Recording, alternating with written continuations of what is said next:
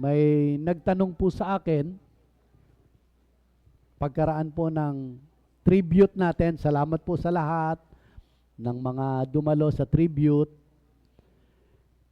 Bishop, magpipreach pa rin po kayo? Sabi ko po, oo. At ito po ang unang Sunday na ako ay magpipreach. Kaya kinakabahan po ako. Parang saglit lang. 30 taon, parang ganun lang. 4 na taon bago ang COCM ay nakapagpastor po ako dyan sa lugar na may kawayan. 9 na taon bago ako nagpastor ay nagtrabaho ako sa isang mission organization. Pag pinagsama-sama mo, 43 taon, parang ganun lang. In fact, naalaala ko pa, noong 1975, April, ay nagpasya ako na kilalanin si Jesus bilang Panginoon tagapagligtas. Hindi ko alam na nung araw na yon ay inilagay ako ng Panginoon sa karera ng paligsahan bilang tagasunod niya. Eyes on the finish line. Ito po ang ating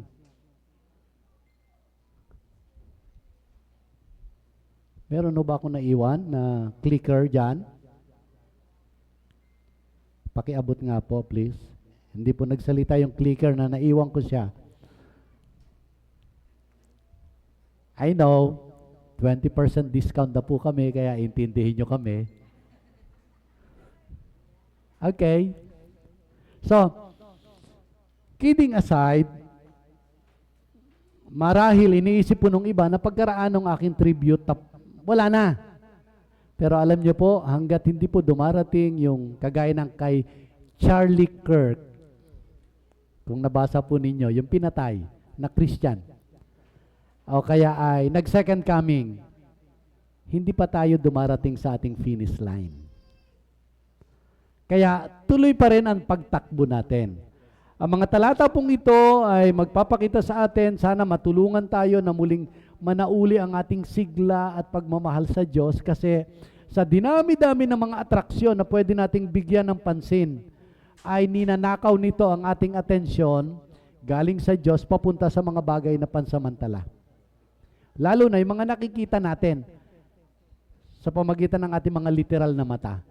So sana po ngayong umaga ay makita natin na tayo ay nasa takbuhin ng isang mananampalataya. A Christian life is a race. It's not a kind of race, very short, and then right away tapos, kundi ito po yung race na pangmatagalan. Until we are alive. Hanggat buhay tayo at malakas, hanggat hindi tayo binabawian ng buhay, tuloy po ang ating takbo. Long distance run. Pwede nating sabihin marathon. Hindi track and field or 100-meter dash. Pangmabilisan, hindi po ganon. It's not a quick sprint, but a long distance run. Patagalan, hindi pabilisan, pero patyagaan, pahabaan ng resistensya. Mapapagod, pwede magpahinga for a while, pero dapat magtuloy. Yan po ang ating takbo na dapat takbuhin. Marami nagsimula, napakabilis na simula, pero dahil hindi nila nakita na ang pagtakbo ng Kristiyano ay habang buhay, pangmatagalan, nahimagod ka agad, umayaw na. Tandaan po ninyo, gusto ko lamang linawin, nang takbuhin na ating pag-uusapan dito ay hindi yung takbuhin na gusto natin. Halimbawa po, kunyari, eto, hypothetical ito, tinanggap ng Panginoon sa ating buhay. Nag-PRC tayo, pray to receive Christ, tapos sabi natin, isasubmit ko na po, Lord, ang aking buhay. So nagsimula tayong tumakbo. Pero sa kalagitnaan, isang taon, 2 taon, 3 taon, na-discourage tayo. Nakarinig siguro tayo ng preaching na parang na-offend tayo o kaya na-offend tayo ng isang kapatiran. Sabi natin, uy, ganyan pala sila, ayoko na. Dito na lang ako. Ito na lang ang gusto kong takbuhin. Okay? Sa pagpapatuloy ko po, pakinggan nyo munang mabuti yung susunod na sasabihin ko. Hindi tayo ang pumili ng tatakbuhin natin. Ang Diyos ang naglagay. Okay?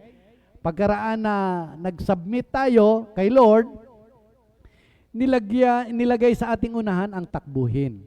Pero may mga mananakbo, may potential, magaling, nagpasimula na masigasig, pero hindi nagpatuloy at iba ngayon ang tinatakbo ng buhay nila. Hindi yon ang takbuhin na ating pag-uusapan. Ang takbuhin na pag-uusapan natin ay yung inilagay ng Diyos na takbuhin sa harapan natin. Siya ang nagpasya nito. Kasi nagpasya tayo na magpasakop sa Kanya. In return, we were enlisted to the army of God to be a warrior, to be a soldier, a follower of Christ until we die. Until the end. Walang ayawan dito. Pwede mong medyo, anong tawag dito? Sikot-sikuhin mo yung katabi mo. Kung may katabi ka, Brad, sis, walang ayawan dito. Kasi yun talagang pagkakatawag po sa atin eh. Okay? Regardless of temptation and distractions na pwede tayo ma-stumble, okay lang naman yan, normal yan, human as we are, pero dapat magpatuloy po tayo. Ngayon ay bibigyan tayo ng strategy or estratehiya kung paano po makatapos ng takbuhin. Walang kwenta ang magaling na mananakbo o player o atleta na magaling sa pasimula pero hindi natapos ang takbuhin. Any project for that matter, the worst is ghost project. Okay? Worst yun. Pero may mga project kasi tayo na sinimulan pero hindi natuloy. Maganda, masigasig tayo sa pasimula, resources natin, ibinuhos natin, pero kung hindi natapos, sayang lang. Ayaw ng Diyos na masayang ang ating buhay. The primary purpose ng buhay natin ay nilikha tayo ng Diyos hindi para gawin yung gusto natin, kundi para sundin ang kalooban ng Diyos sa buhay natin. Without obeying the will of God in our lives becomes meaningless, worthless, sapagkat hindi nagagamit ang purpose ayon sa original na purpose ng Diyos.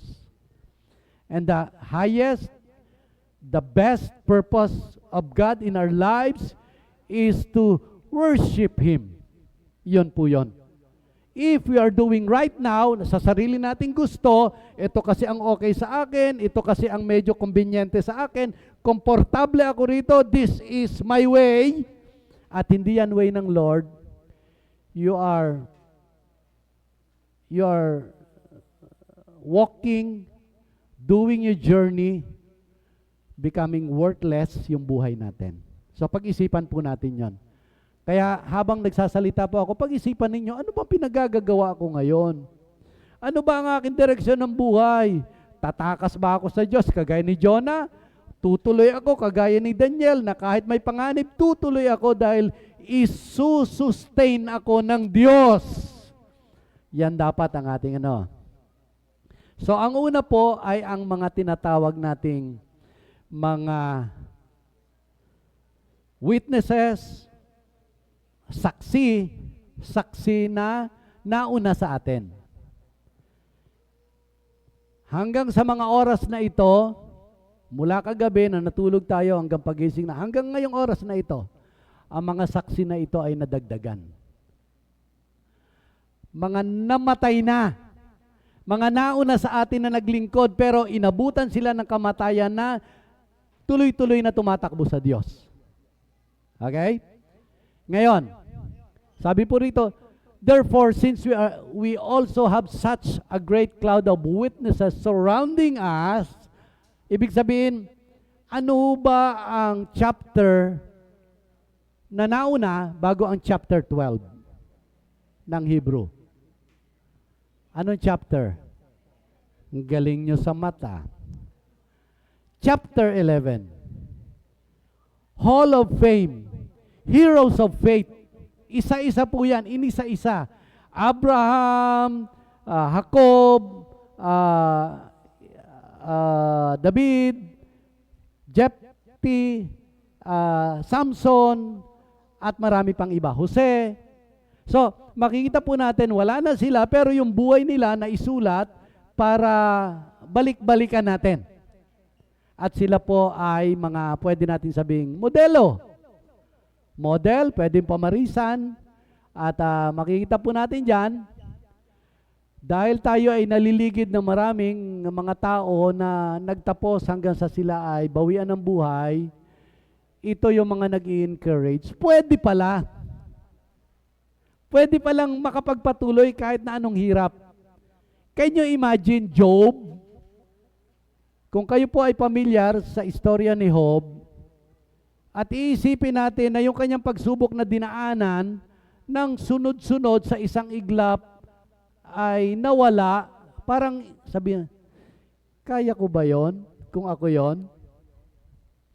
Mayaman ka, kinidlatan, tinulisan yung iyong mga kabuhayan, kasama yung iyong mga katulong, nabagsakan ng buong kabahayan yung iyong lahat ng anak, at ang natira mo lang ay asawa at ikaw ay tinutudyo pa. Pinagsasabihan ka pa na sumpain mo na yung Diyos mo at mamatay ka na. Bakit nga ba ang asawa pa ang naiwan? I mean, istorya ng Diyos yon, of course. Hindi natin sinisisi ang Diyos bakit asawa at hindi anak, no? Plano ng Diyos yon at nobody can ask questions about that sa God, no?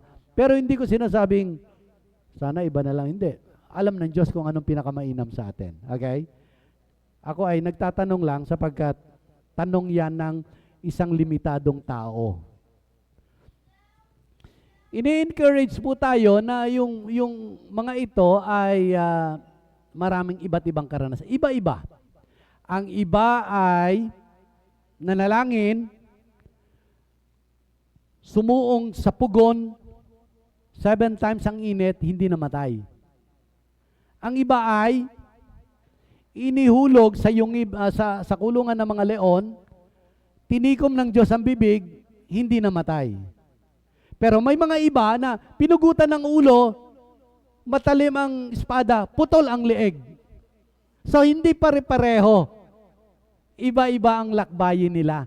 Pero ang mahalaga, laging tinakbo nila yung lakbayin o takbuhin na inilagay ng Diyos sa kanila. Hindi nila iniwanan.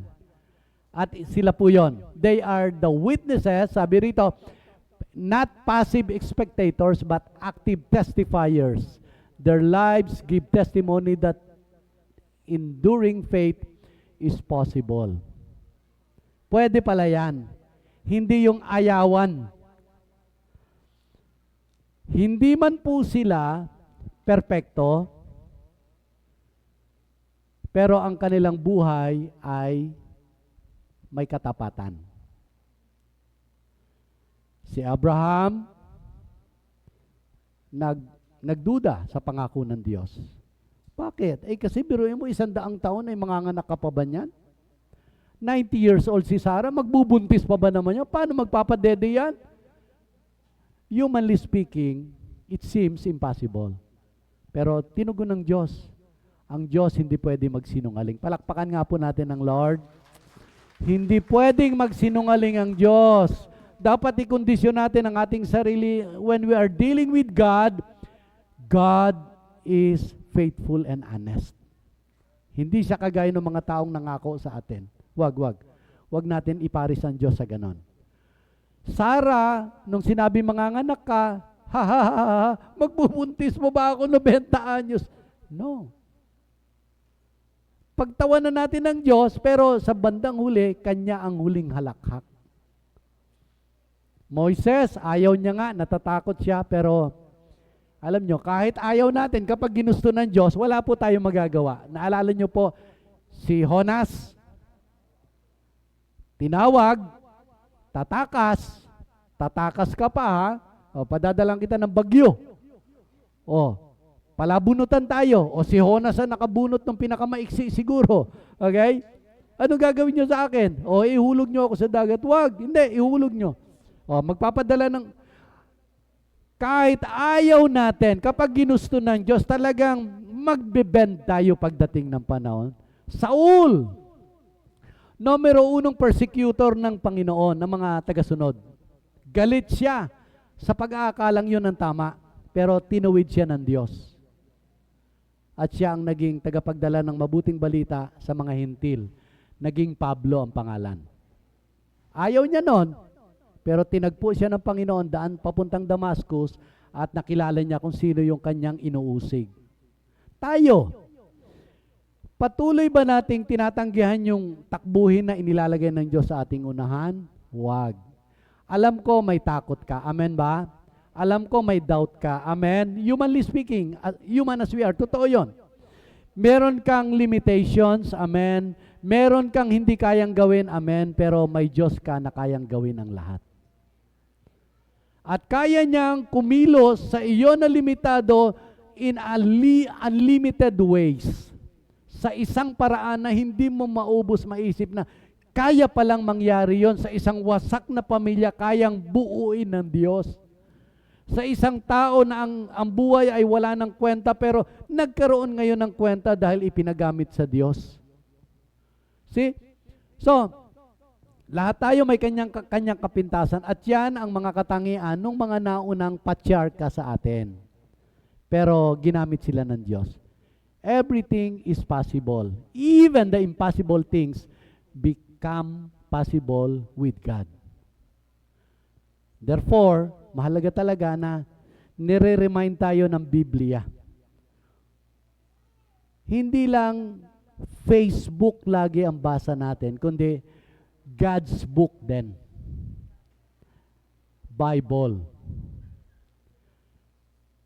Ang kanila pong mga halimbawa ay nag-i-inspire po sa atin. Sunday schooler, sino po ba Sunday schooler dito? Yung talagang hindi lang takbo-takbo sa Sunday school, kundi talagang nakikinig ng mga panahon na yon. Gio, Sunday schooler ka? Yan, okay. Ako po Sunday schooler din ako eh. Napakahalaga. Yung church natin walang Sunday school. Okay? Parang nagbago tayo ng pattern kasi sa maraming mga simbahan na nauna, may Sunday school sila bago ang service. Merong ganon. Okay? At kung minsan okay yung Sunday school, kung minsan okay din ang debate doon sa Sunday school. Sila-sila, no? So, yung mga aral na narinig natin ng maraming beses, kung kayo po ay nagtitake note, maganda po yun. Kasi pagka binalik-balikan ninyo, tapos na ang memory natin, nandoon pa yung mga notes natin. Napakahalaga ng journal. Okay? So, we cannot trust our memory, but we can trust our notes. So, dahil dyan, yung encouragement ng Scripture ay napakahalaga po sa atin para mapanatili ang ating pag-asa. Nawawala na ba kayo ng pag-asa? Ako one time, nag-pray ako, Panginoon, sabi ko, sa nangyayari itong bansa sa amin, sa nangyayari sa aming bansa, parang ayoko na dito sa Pilipinas. Biro mo, lubog kami sa baha, lalo sa amin sa District 1. May pag-asa pa ba kami? Kayo na mga hindi binabaha, alam ko iba naman ang inyong karanasan. Okay? Maring hindi naman yun ang inyong atensyon. Pero lahat tayo may tinatawag na discouragement, dissipation, mga dahilan, parang ayaw na natin magtuloy. No, wag. Hindi aksidente na ipinanganak ka ng Diyos sa Pilipinas at ikaw ay Pilipino. Okay? Kasi meron siyang plano para sa iyo, magpatuloy ka lang. Yung mga karanasan ng mga taong ito ay makatutulong sa atin para masustain tayo na magpatuloy. So dahil po dyan, ano ang mga dahilan? Bakit tayo nahihirapan? May mga dahilan yan. Merong kasalanan na kailangan tayong i-shed off, iwanan, baklasin, tanggalin, ipagpag. Pero, hindi po lamang mga kasalanan, kundi mga obstacles din na hindi kasalanan, pero pwedeng magpabagal ng ating pagtakbo. Halimbawa, naalala ko po, nung ako ay second year high school, Bible study, kauna-unahan nagturo ako ng Bible study sa aking mga kaeskwela nung kami ay, kapag may break kami. Okay? Hindi ko na alam kung saan napunta yung mga kaeskwela ko na yun nung high school. Pero ang sinasabi lamang po natin, may mga bagay tayong ginagawa una na dapat hindi na natin masyadong pinagtutuunan ng pansin, pero dahil tayo ay nalilibang sa maraming bagay, hindi man kasalanan pero pwede magpabagal ng ating pagtakbo o pagsunod sa Diyos. Halimbawa po, eto, gustong-gusto ito ng mga kabataan. Tulog. Sabi nga po natin, tulog. Yan. Gustong-gusto ito ng mga kabataan kasi talaga masarap matulog. Naranasan po namin yan ni Kuya Ramon noon okay? Pero ngayon, madaling araw pa lang, gising na kami, okay? Anak, gising na, malilate ka na sa klase. Naririnig nyo ba ito? 5 minutes pa po, Nay. Tulog ulit. Okay? Nak, oras na. 2 minutes more. Di ba ganon? Kasalanan ba ang tulog? Hindi naman. Pero, kapag yung tulog, aywan ko ba, pakinggan, limi-limiin ninyo, i-discern ninyo itong mga, hindi ba parang pinakamasarap matulog ay linggo? Napansin nyo ba yon? Parang ayaw na natin gumising kasi na-schedule na condition tayo na linggo pahinga. Okay? Kaya, yung iba na sobrang tulog, baka yung iba hanggang ngayon, kaya bakanteng upuan na yan, natutulog pa hanggang ngayon. Hoy, gising! Pwede na, ibig ko sabihin, naka-live kasi tayo okay? Pwede yung mga nanonood dyan, tinanghali kayo magising, kaya nandyan kayo ngayon. Okay, pwede. Hindi ko sinasabing kasalanan ang tulog, pero ano ang bagay na maganda kapag sumobra, hindi nakakabuti? Laba. Ngayon, naglalaba ka dyan sa bahay, okay? Bakit wala ka rito? Kasi araw ng laba mo ngayon. Bakit ba linggo ang schedule ng laba? Kasi yun, pastor, yung wala kaming pasok Yan. Excursion. Ano pang ibang ano yan? Outing. Hanap tayo ng yung walang pasok. Huwag yung may pasok kami. Kasi hindi pwede kaming umabsent Kahit masagasaan yung linggo, sige, tuloy na tayo. Okay yan. Yan. Hindi naman kasalanan yung outing, di ba? Pero kapag binabaliwala natin sa mga priorities natin ang Diyos, ay totoo yung sinasabi na may mga nauna na nahuhuli at may mga nahuhuli naman, nahuli rin hanggang ngayon. Pero sabi ng Biblia, yung mga nahuhuli, may mga nauuna. Bakit ganon? Kasi yung mga huling nagsimula, mas masigasig sila kaysa doon sa mga nauna at tagal-tagal na, pero dahil hindi nila binantayan yung mga bagay na nagpapabagal ng kanilang pagtakbo, hanggang ngayon huli sila. Pero nauna. Trabaho.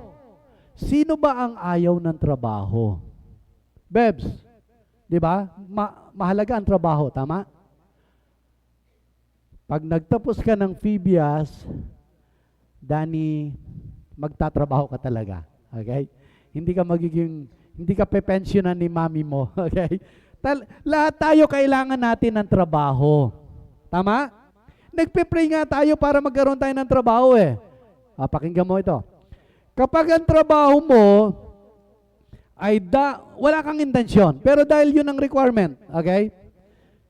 Wala kang intensyon, pero dahil ang trabaho mo ay merong araw na dapat ay nagpapalakas ka sa spiritual. Natatanggal yon.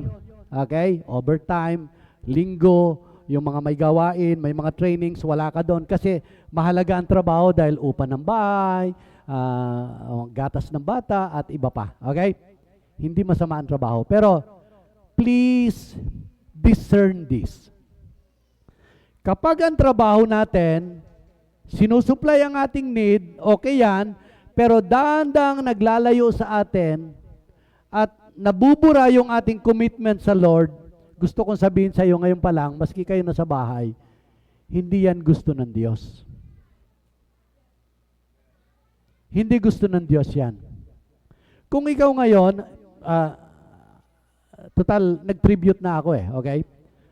Kung ikaw ngayon ay nasa bahay, for whatever reason, hindi ka nakagising ng maaga, hindi gusto ng Diyos yon. Kung ikaw ngayon ay nasa bahay dahil naglalaba ka, hindi gusto ng Diyos, hindi yung paglalaba, kundi yung tiyempo, yung timing ng ating ginagawa na napapalayo tayo sa Diyos. Yun yung unang sinasabing, itabi natin ng walang liwag, ng walang pag-aatubili, yung mga bagay na pumipigil sa atin. Yun ang una. Pangalawa, ang pumipigil talaga sa atin ay ang kasalanan. Kasalanan na nagdudulot sa atin ng konting saya kapag ginagawa natin. Okay? Kilala nyo si Esau? Sino si Esau? Ang kakambal ni Jacob. Sino ang kanilang mga magulang? Si Isaac. Sino ang magulang ni Isaac? Si Abraham. Sino ngayon si Esau in relation to Abraham? Apo. Yan. Aminin natin hindi kung minsan tayo daw ay kagaya ni Esau. Tandaan nyo itong mabuti. Sa kaunting mangkok ng munggong kulay brown, kadyos sa Bisaya, lentil stew, soup, ipinagpalit niya yung kanyang pagkapanganay. Hindi niya pinag-isipan ng malalim yon. Basta siya gutom, pansamantala, masaya ako na may mailagay sa akin sikmura, pero hindi niya alam yung bigat ng kanyang ginawa ay naging kapalit nung kanyang dapat siya ang magmana nung halos kalahati ng kayamanan ng kanyang buong angkan. Nawala sa kanya yon dahil lamang doon sa yung mangkok ng munggo. Ano ang dating niyan? May mga pansamantala tayong kaligayahan na ipinagpapalit, hindi lang natin alam kung gaano kalaki ang nawawala sa atin. So, it's your choice. Magpasya ka. So, ito yung mga kasalanan na binabaliwala natin ng Diyos at lagi natin sinasabi, alam na ng Diyos ito, maunawaan niya ito talaga. Yan ay pagpatay sa iyong pananampalataya at pag-asa sa Diyos. Kapag sinabi mong, wala na akong magawa, ganito talaga ako, sige, ito na yan. Dahan-dahan ka nang papalayo sa Diyos niyan. Sana hindi po ganon. Hindi ko alam kung ano-ano mga kalagayan nyo ngayon. Ikaw ba ay professional na nagtatrabaho, ikaw ay guro, ikaw ay educator, ikaw ay husband, ikaw ay housewife, ikaw ay corporate employee, o ano ka man. Ang Diyos, kaya kang tagpuin sa mga struggles na pinagdadaanan natin ngayon. Magtiwala ka lang. Huwag mong sukuan sapagkat hindi tayo sinusukuan ng Diyos. Palakpakan natin ang Lord yan. Kayo pong nasa bahay, hindi kayo susukuan ng Diyos. Gusto ko pa rin kayong kausapin kahit na wala kayo rito. Kasi gusto kong maramdaman, gusto kong iparamdam sa inyo na namimiss talaga namin kayo. Okay? Biro lang naman ito kasi sa bahay hindi kayo nag-offering Biro lang ho yan. Okay? Kahit walang offering, dito kayo. Iba pa rin ang sa loob ng studio kaysa nanonood lang sa TV ng Itbulaga. Diba? Iba pa rin yun. Si Danica, happy birthday Danica. Malayo ka, di ba? Dapat maglagay na lang tayo ng church doon banda sa inyo di ba? Pero I appreciate your effort. Lahat po ng mga maliliit na bagay na ginagawa natin sa Diyos, na-appreciate po ng Diyos yan. Basta ang laging goal natin, Lord, gagawin ko po ito para sa iyo. Pero kapag secondary, panghuli na sa listahan natin ng Diyos, huwag tayong umasa na ang Diyos ay makakaranas tayo ng pabor. We always want favor from the Lord. Amen? Laging gusto na, Lord, bless me, bless me. God bless you, God bless you. Alam niyo po, ang blessing ay may katapat na kondisyon. Kondisyon. Ang tao gusto ng blessing, pero ang Diyos gusto niya mapalapit ka sa akin kasi ako talagang source ng blessing. So, since we must shed. Sinasabi po dyan talagang parang bilang isang atleta. Tumatakbo tayo, kanya-kanya po yan. Iba-iba ang ating takbuhin. Tandaan po natin kung anong sitwasyon nyo ngayon, hindi yan kagayang-kagaya ng nasa katabi mo ngayon. Iba. Okay? Si Ces, bilang financial advisor, ang training ay tungkol sa finance, iba naman yan kay Sister Ana. Si Tim, bilang personnel staff sa isang company, iba ang iyong training, iba naman yan kay Raymond na pinagtatrabaho. Kaya yung sana all, hindi totoo yun. Hindi ka tumatakbo na tinitingnan mo yung katabi mo, sana all, sana kagaya ko rin siya. No, iba ka. Hindi pwedeng sana all kasi may kakaibang paraan ang Diyos sa iyo. Kaya kung ikaw ay isang individual na unique, hanapin mo kung saan pwedeng kumilos ang Diyos sa iyo. Kasi talaga mabigat po, di ba? Sa survey, ito po ang effect nung lagi kayong nagfe-Facebook. Okay? Hindi naman masama yan. Nakaka-develop ng inggit. Sana all. Kasi ang lahat, yung mga tao naman, ang lagi pinopost yung mga magaganda. Di ba?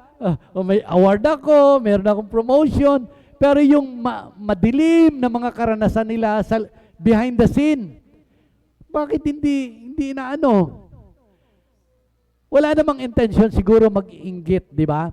Pero kapag hindi tayo maingat at laging puro Facebook na lang, hindi God's book ang ating binabasa, puro Facebook, ay talagang makakadip, sana all, sana ganun din ako. No. Mula sa araw na ito ay ikondisyon mo ang iyong sarili na iba ka. Lionel, iba ka. Ikaw rin, may iba kang pinagdadaanan, may ibang paraan sa iyo ang Diyos. Pero iba-iba din yung naghumahatak sa atin papalayo. The word hinders refers to burden. Not inherently sinful, but excess baggage or baggages. Ito banggitin ko, ako po ay lolo na rin. Kuya Vic, napakabait po ninyo sa mga apo. Okay? Pag-aalaga ng apo ay hindi masama. Pero kapag napabayaan na ninyo ang inyong relationship kay Lord, doon nagiging baggage. Nagiging baggage siya. Bakit? Kasi daan-daan talagang very subtle ang kaaway kung minsan Hindi natin alam, okay lang, pero meron siyang paraan para ilayo tayo. Dahan-dahan. Pero hindi yung apo ang naglalayo sa atin Yung sobrang pagmamahal natin, okay din po yun. Oo. Pero anumang bagay na maganda, pero sobra na, kuminsan hindi na nakakaganda sa atin. Ako rin po, kaya sabi ko nga sa mga lola't lolo, sana maging prinsipyo natin, enjoy lang natin ang apo. Okay? Pero kung pwede silang tulungan, tulungan natin. Wag ipagkait. Pero tapos na po tayo sa ating mga anak. Huwag ipagkait ang tulong, pero wag naman i-dump kay lolo at saka kay lola. Bakit ganon? Pastor, ba't ganyan ka magsalita? Kasi may buhay pa tayo na dapat i-enjoy bilang lolo at lola. Okay? Meron pang gustong gawin ang Diyos sa atin. Okay? Kapag naging myopic, yung ganon tayo, akala natin yun lang. No. Tanggalin mo yan, marami pang gagawin ng Diyos sa atin. So, kaya ko po binabanggit ito kasi talaga naman, mga magulang, tayo, mga magulang, parang hindi natin kayang tiisin, hindi po ba? Talagang mabigat sa ating kalooban at sa sobrang bigat ng ating dala-dala, talagang isasakripisyo na natin ang maraming bagay para sa kanila. O mga apo, nakikinig kayo ha?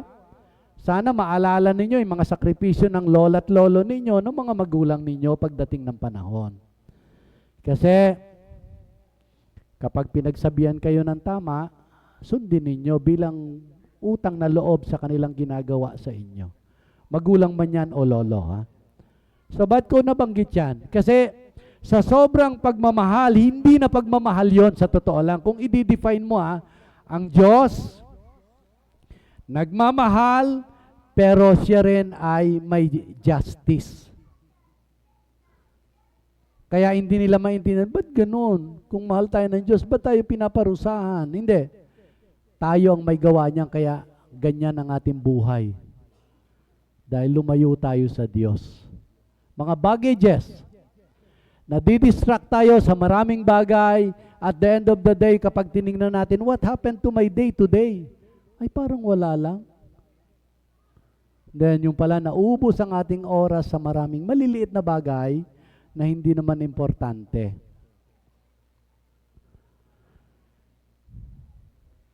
Yeah. Work, hobbies, relationship, ay pwede maging kabigatan kapag nagko-consume na po ng masyadong maraming oras natin. Much more, may mga isasakripisyo pa tayo dahil may mga hinahabol tayo eh. Dahan-dahan lang. Anong katagalugan? Ang lumalakad ng matulin, kung matinik ay malalim.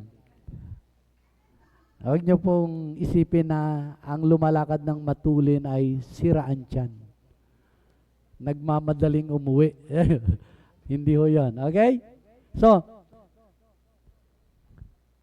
alam niyo po, may kanya-kanya parang pagbitag ng kasalanan sa atin eh. Yung pag nabitag tayo, lahat po tayo may kanya-kanya paboritong nag-a-appeal sa atin na kasalanan. Okay? I will mention some. Ang iba, babae o lalaki ito, pornographic, pwede. Pwede yan.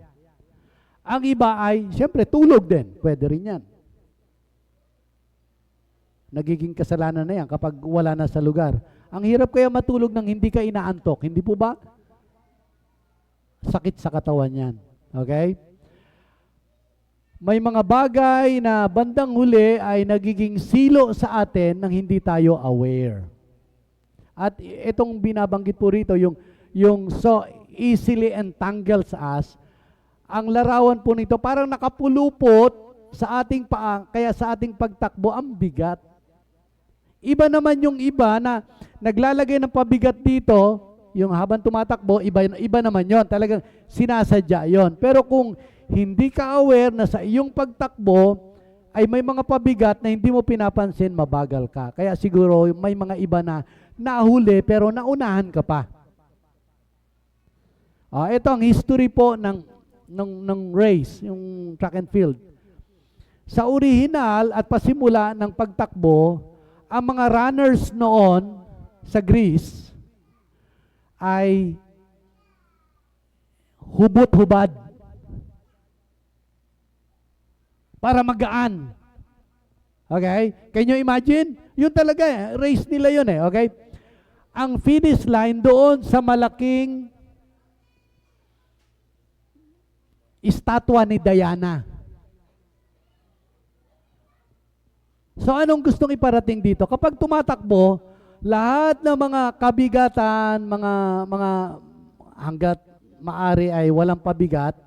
At ngayon sa mga elite na mga runners, ang nire-require talaga nila na sapatos, yung pinakamagaan na sapatos. Di umano may part ng carbon, hindi ko alam kung paano yan, pero talagang napakalaking negosyo yung sports na yan. Bakit ko sinasabi po ito? Yan, sa usapan ng pangmundo na pansamantala. Tayo nag-uusap pang walang hanggan. Eternity ang ating pinag-uusapan, pero kung bibigyan natin ng pansin, parang ganun lang. Kaya nahirapan tayong tumakbo. So, merong paraan na tayo ay nasisilo at ano ang karaniwang kasalanan na laging sumisilo sa iyo? Na kapag nagagawa mo, nadidisappoint ka, parang ayaw mo na magpatuloy kay Lord. Pero dahil sa pagpupursige, panalangin ng ibang kapatid, pagre-remind sa iyo, nakakapagpatuloy ka pa rin hanggang ngayon. Meron ba? Sa inyong pagitan mag-asawa, ikaw bilang lalaki, ikaw bilang babae, ikaw bilang anak, ano yung kasalanan na laging humihila sa iyo, papalayo sa Diyos? Sana aware ka. Pag-isipan mo yan. Kagaya ng bayang Israel, ang daming reklamo. Alam niyo po, yung original na lumabas galing Egypt, papunta sa Promised Land, ang nakapasok lamang sa Promised Land ay yung mga ipinanganak sa wilderness. Pero yung mga taong galing originally sa Egypt, papunta sa Promised Land, sa wilderness namatay na sila lahat dahil sa kawalan ng pagtitiwala sa Diyos. When we dare God, hindi ko sinasabing may hangganan ng Diyos, pero alam ng Diyos kung hanggang saan ka na lang. Pwede yon. Ang Diyos lagi ang nagpapasya. Hindi ko sinasabing kagaya ng tao, ang Diyos ay napupuno din. Hindi ko sasabihin yan sapagkat hindi tao ang Diyos. Pero maraming tala sa Biblia na ang Diyos ay nagpahayag din ng kanyang galit. Nagpahayag ng kanyang selos bilang siya at karapatan niya, yung kanya yon. Prerogative ng Diyos yon. At kung ano man, ang mga gustong gawin ng Diyos sa atin, we are all like a clay. Sabi nga po natin clay. We will be molded according to the mind and desire of the potter. And the potter is God. Nobody can tell to the potter, hey, I am a clay, make me this way, this like. No. Sabi po yan sino ka na luad na magsasabi sa magpapalayok na, ay, gawin mo akong ganito. Hindi. Tayo ay luad, mari may isip tayo, may will tayo, pero ang buhay natin ay pag-aari ng Diyos. Walang tunay na kahulugan ng buhay unless the purpose of our lives is for the glory of God.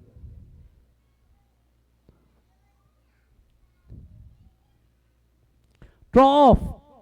Talagang tanggalin. Mag-decide talaga.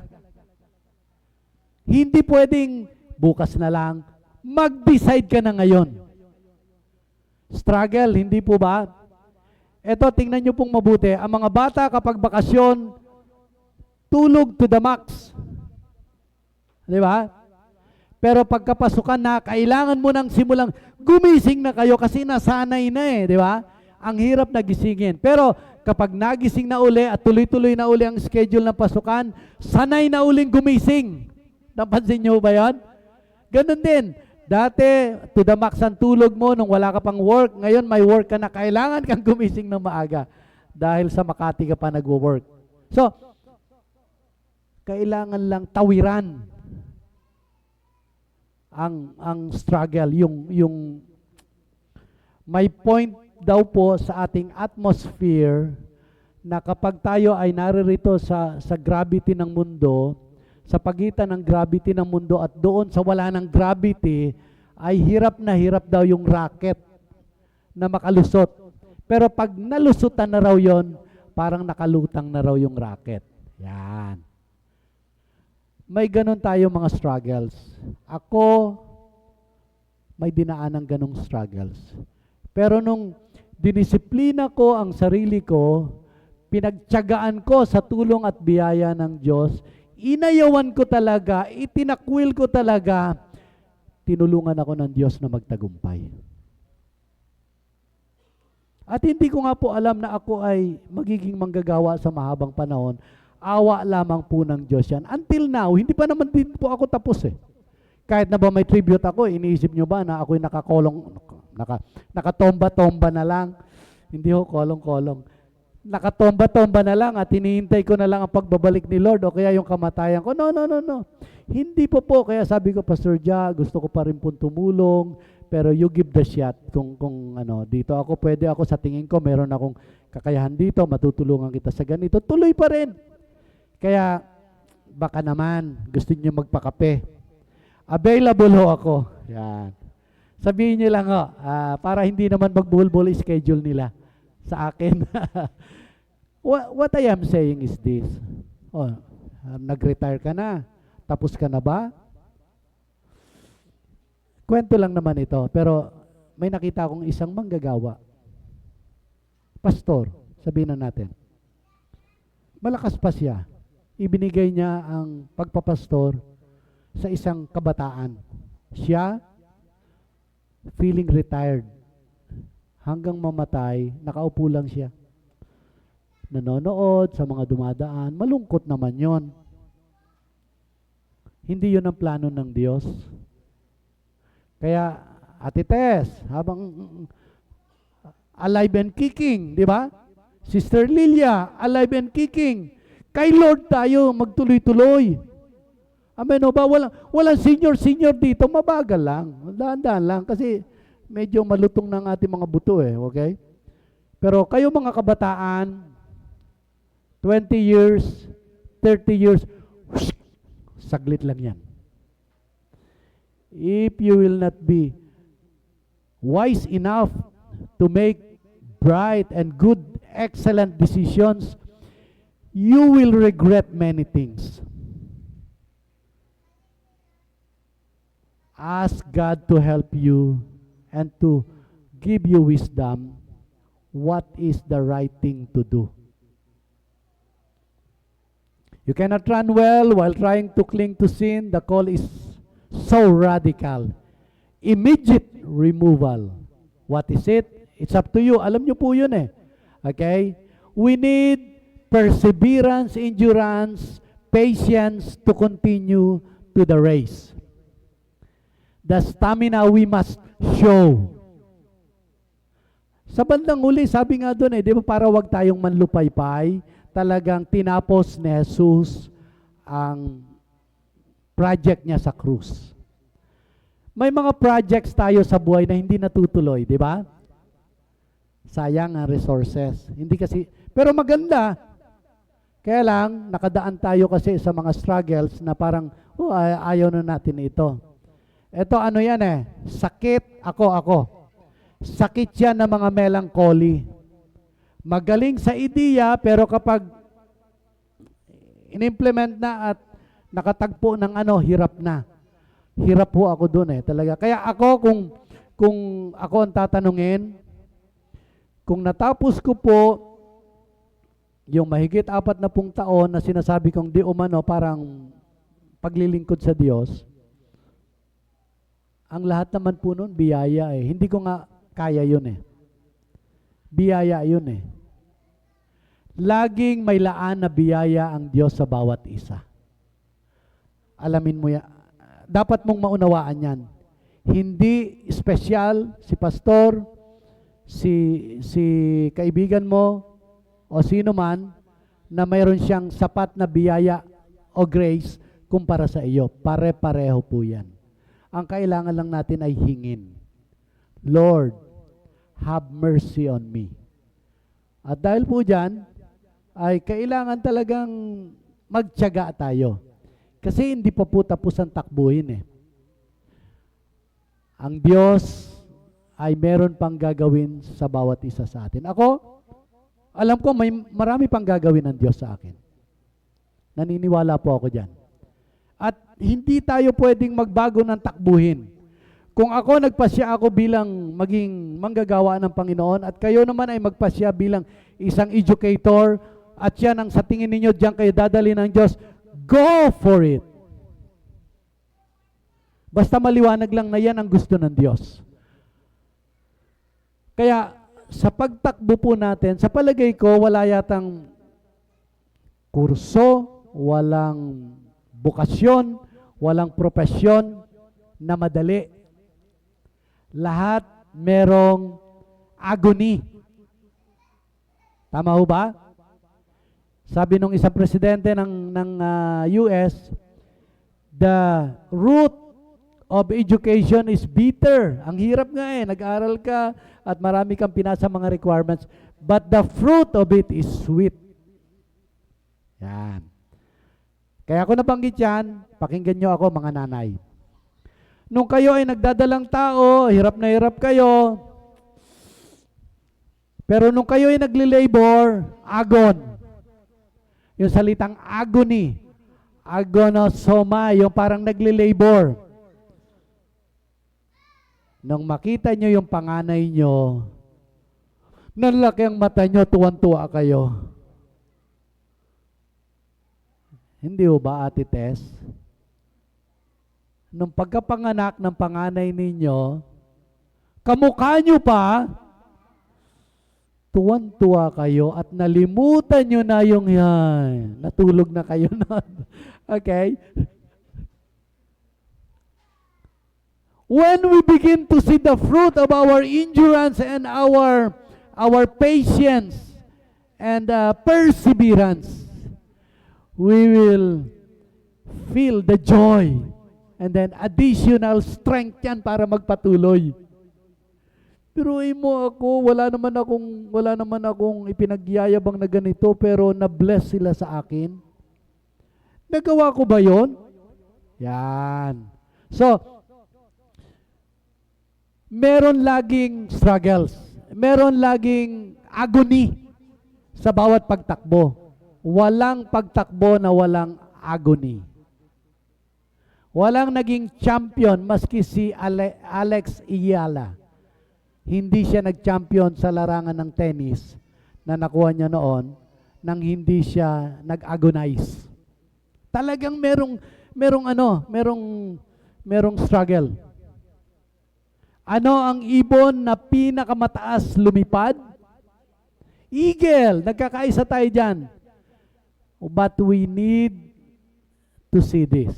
Ang eagle, kapag yan ay lumilipad, bago siya makalipad ng pinakamataas, marami siyang dinadaan ng storm. Pero pag nalampasan niya na yung storm, doon sa itaas ng storm, hindi na siya kumakampay. Sabi sa Tagalog, nagpapati-anod na lamang siya. Okay? Hindi na siya kumakampay. Nakakakita po kayo ng mga eagle na hindi na yung ganon ng ganon, kagaya ng mga maliliit na mga ibon na lipad ng lipad. Siya gumaganyan na lang, nag-glide, nagpapati-anod na lang. Bakit? Naabot na niya yon, nagre-relax na siya doon, pero bago siya nakarating doon, may dinaanan siyang struggle na napakalakas na storm. When we run with perseverance and endurance, with patience, darating ang panahon na yung mga struggle na pinagdadaanan natin, kayang-kaya nating harapin lagi sa tulong at biyaya ng Diyos. Sabi ni John Maxwell, don't be so serious with yourself. Kasi kung minsan masyado tayong mabigat magdala ng problema di ba? Mga kung ano sabihin ng ibang tao, gano'n na. Sabihin mo lang, problema to ngayon, pero bukas, kasaysayan na ito at additional victory ko ito bukas. Ano dinadaanan mo ngayon? Pwedeng iba-iba, pero lagi mo sabihin, Lord, nandiyan ka lang. Hindi ito malalagay sa aking takbuhin nang hindi mo pinahintulot. Kung ito man ay mabigat, ikaw naman nakakaalam, pero alam ko mas malawak ang iyong biyaya na ibibigay sa akin para malampasan ko ito. Lalampasan ko ito, Panginoon, sa tulong mo. Laging ganon. At dapat maunawaan natin na kapag nangako ang Diyos at sinamahan tayo kahit kailan, hindi po tayo iiwanan. Laging kasama niya tayo. Si Jose, galing sa pagiging alipin ni Paraon, dinala siya sa palasyo para maging second in command ng Egypt nung panahon niya. Tayo, kagaya ni David, tagapag-alaga ng tupa ng kanyang pamilya, pero napunta naging hari dahil ginusto ng Diyos. Diskubrin lang natin kung ano ang gusto ng Diyos sa atin. Lagi tayo makipag-ugnayan sa Kanya para sa ganon, hindi natin ma-miss. Iba-iba, kagaya ni Paul naman, napaka-lucrative, lawyer, trained under the feet of Gamaliel, napakagaling na guro. Pero nung pinili siya ng Diyos, ay dumaan siya sa iba't ibang mga pagsubok. Ang pinakahuli, pinugutan siya ng ulo. Iba-iba, wag ninyong hanapin ang inyong racetrack na kagaya sa iba. Iba-iba. At iba-iba rin ang pagkilos ng Diyos sa atin. We need patience. We need endurance. Because there is really a real pressure.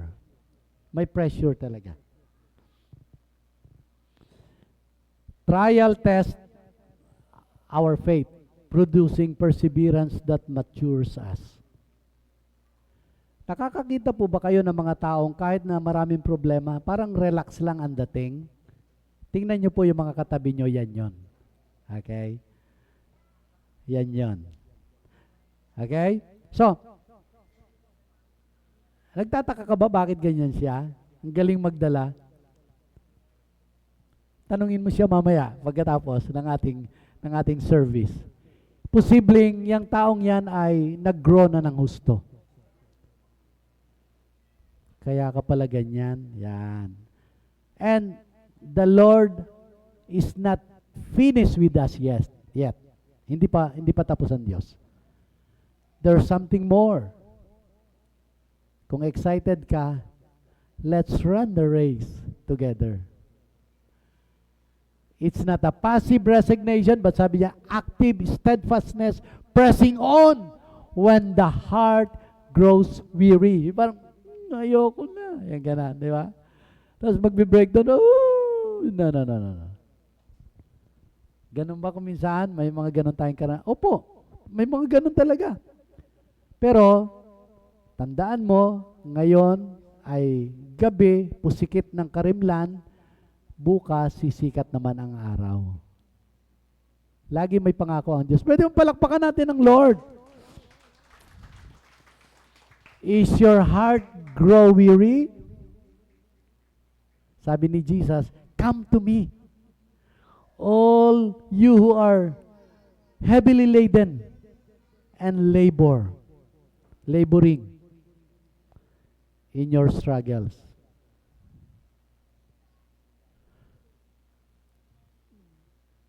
Let us press on toward the goal to win the prize. Alam niyo po, sa Biblia, may iba-iba pong tinatawag na reward. Sabi nga po natin reward. Yung reward ay bahagi po yan ng tagumpay, siyempre, no? Mga trophy o kaya money prize. Laging sa bawat struggle na nilalampasan natin, may reward yan sa Diyos. Eventually, pagdating natin sa kalangitan at tayo po ay tatanggap ng iba't ibang rewards, crown of righteousness, crown of suffering, crown of, kung ano, iba-ibang crown po yan eh. Pag inaral natin siguro ang iba-ibang crown, makaka-discover tayo na hindi lang crown of righteousness ang reward natin. Okay? Just imagine the scenario.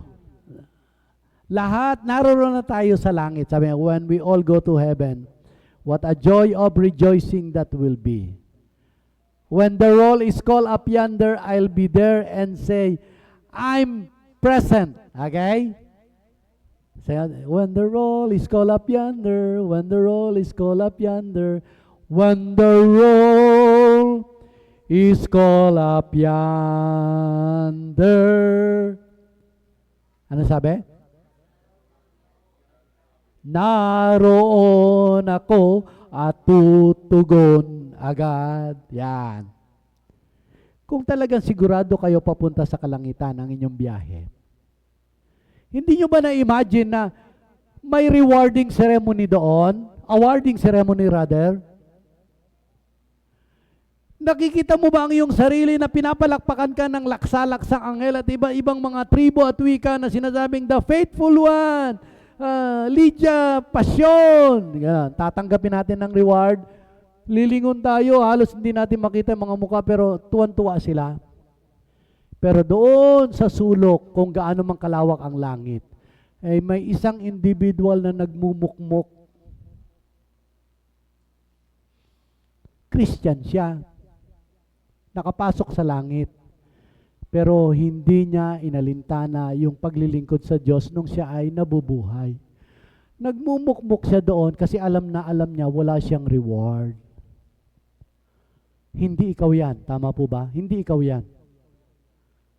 Because at this moment in time, you still have enough time to gain that reward. Just run the race. Run the race. Let's together run the race. Walang susuko. Kasi hindi kalooban ng Diyos yung pagsuko. Tuloy lang. Kahit na ano pa mangyari. The vision of the finish line sustains stamina through the hardest stretches of the race. Yung lalo na yung malapit ka na, lalong naninigas yung mga ganito, lalo na kapag hindi ka na regular na nag-exercise, spiritually speaking.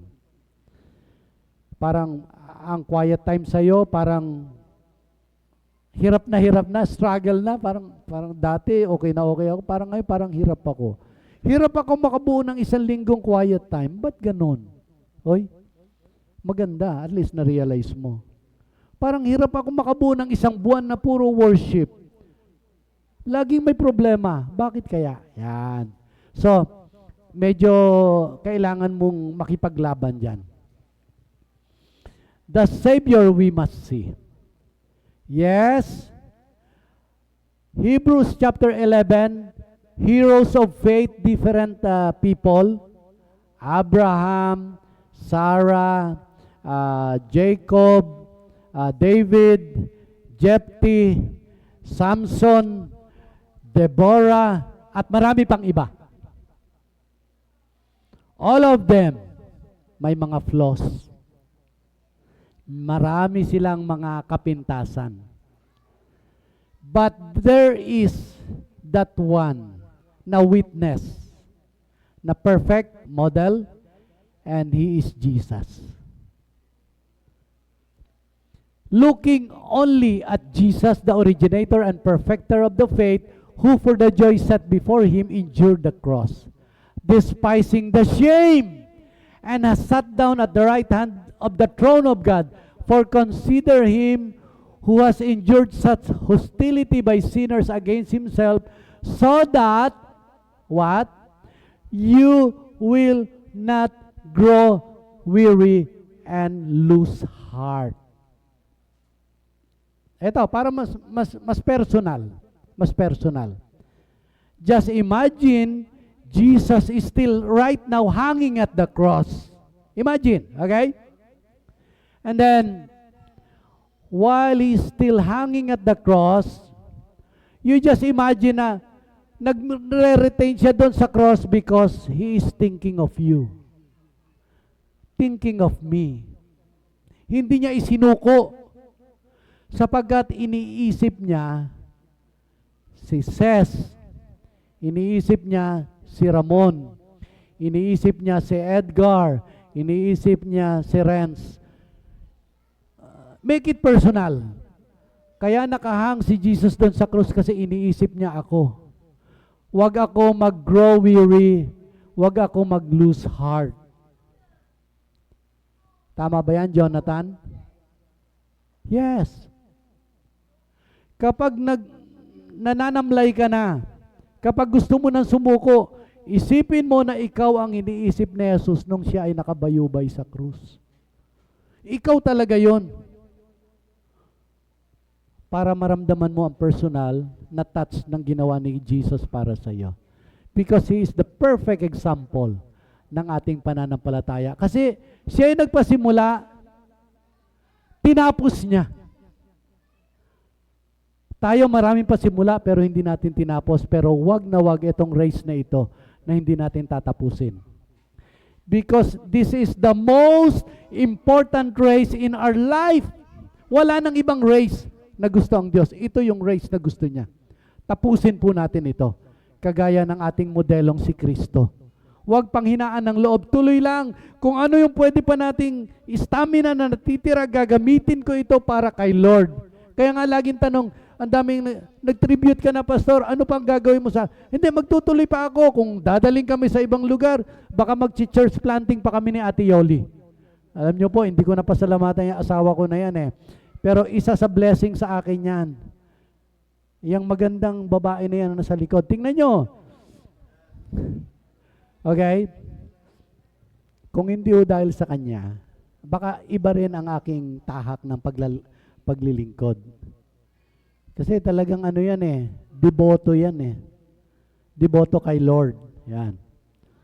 At again, salamat sa iyong pagmamahal, inalagaan mo kami, nagsilaki yung iyong mga anak. Ang lahat ng ito ay blessing galing sa Lord. Kaya yung mga kapartner ninyo, blessing yan eh. Blessing talaga yan. Hanapin lang ninyo kung ano ang kanilang mga galing. At mag-focus kayo doon, masasabi ninyong talaga mabait ang Lord. At yan ang kapartner ninyo. Amen o ba? Sa mga may mga asawa, sabihin ninyong talagang mabait ang Lord, siya ang kapartner ko dahil ibinigay ako sa Kanya. Okay? O kaya ibinigay siya sa akin. Depende yan kung paano nyo tingnan na perspective yan. Okay? Pero Jesus, perfect yan. Perfect model. Perfect model po yan. Endurance of Christ. Kahit na karimari-marim na naparusa ang pagkapako sa krus. Diba? Parang kahindik-hindik. Nakakapangilabot. Pero tinawid ni Jesus yun. Wow. Di natin alam, kung tayo nabuhay sa lumang tipan, merong prophecy yan na siya ay kagaya ng tupa na dadalhin sa katayan, pero hindi siya magrereklamo, hindi siya magsasalita ng anuman para lamang mailigtas niya si Richard. Mailigtas niya si Francen Jr. Tayo, bawat isa sa atin.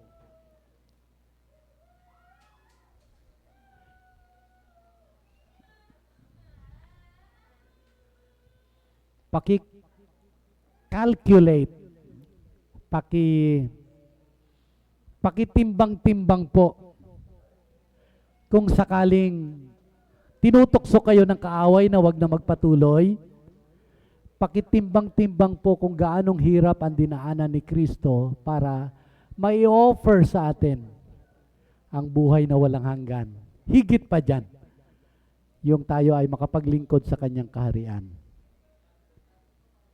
Kung kayo ba ay tatawagin bilang isa sa mga cabinet members ng ating Pangulo ngayon, payag kayo kahit wala kayong kakayahan? Bakit hindi? Yan, presidente lang ng isang bansa na mahirap, magulo, maraming katiwalian, pero proud tayo na maging member ng cabinet. Ito, Diyos ng mga Diyos, nagsakripisyo para sa atin, tapos ganun lang natin tinitingnan? Hindi dapat po ganon. Timbang-timbangin natin, at pag natimbang natin na sadyang mahirap talikuran at kalimutan ang kabutihan ng Diyos, magpatuloy tayo, kahit na gaano kabigat. Again, maraming saksi na nauna sa atin. Natapos nila. Kailan kaya sa atin? Hindi natin alam, Diyos lang nakakaalam. Pangalawa, meron bang mga humihila sa atin, pahatak, pabalik, papalayo sa pagkakatawag at karera na inilagay ng Diyos sa ating unahan? Mag-isip-isip po tayo. Pag-isipan natin yon. Kasi hindi naman ginto at pilak ang pinambayad dun sa ating kaligtasan, kundi buhay at banal na dugo ng ating Panginoon. We need to develop stamina so that we can endure the race. Prayer, Bible reading, watching sermons, listening sermons, quiet time, all things that belongs to spiritual matter. That's how we increase our stamina. There is a model, perfect model, that we need to look upon. That is Jesus. Hindi ko po alam kung habang nagsasalita ako ay anong tumatakbo sa isip nyo. Pero gusto ko po sa pagkakataong ito ay tingnan natin ito. May isang bata na nagkwento siya tungkol sa kanyang alagang aso. At yung aso niyang ito ay tinitrain ng kanyang tatay. Alam niyo naman po ang aso, hindi po ba?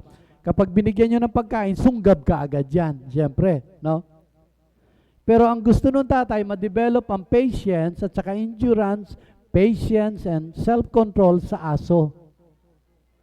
Hindi ko alam kung paano ginagawa ng tatay, pero maglalagay siya ng karne sa harapan ng aso para siguro ma-discourage yung aso. Baka may stick siya. Bawal yan, bawal yan. Pero in the long run, ang aso ay na-develop na mapigilan yung kanyang yung paglalaway, yung ano. Kasi ang ginawa niya, imbis na tumingin siya doon sa karne, tumitingin siya sa master niya. Kaya kapag sinabi ng master niya, go, tsaka pa lang siya susunod. So, may mga tukso sa buhay natin na kapag lagi lang tayo nakatutok doon, talagang hindi tayo makakawala dyan. Tingin tayo sa master natin, ang perfect model, siya talaga ang magiging modelo natin para makapagtagumpay tayo. Amen o ba? Sa mga susunod na sandali, I would like to request everyone, including the children, to stay put. Stay lang kayo dyan, mga ushers, paki-alalayan, kasi i-request ko po na magkaroon tayo ng konting reflection. 1 or 2 minutes about our message today. Una, pwede naman yan, hindi na tayo tatayo, hindi na tayo pipili ng ating kapartner, just stay where you are. Una, ano po yung nag-impact sa'yo sa mensahe bukod sa joke ni pastor? Siyempre, dapat yun talaga mensahe. Okay? Pangalawa, meron ka bang Bible verse na nung pina-flash o kaya biglang nag-flash sa isip mo habang nakikinig ka na, what is it? Pwede mong i-memorize yan para lalong maging embedded sa iyong memory. Pangatlo siguro, if you believe by faith that the Lord will give you another day, tomorrow, that is tomorrow, and then hoping that by God's will, magkita ulit tayo sa Sunday, how can you apply this sermon, this message, within this week? So, 1 hanggang 2 minuto, request po natin, manahimik tayo, wala mo ng lakad-lakad, sapagkat habang tumutugtog ng malumanay, mag-pray tayo at tingnan natin. Pwede naman sagutin natin yan lahat, it's up to you, pero isa lang ang request ko, ano ang gusto mong piliin dyan at yun ang ipag-pray mo. Magpe-pray po tayo, Panginoon, gabayan mo po kami maski sa reflection po namin.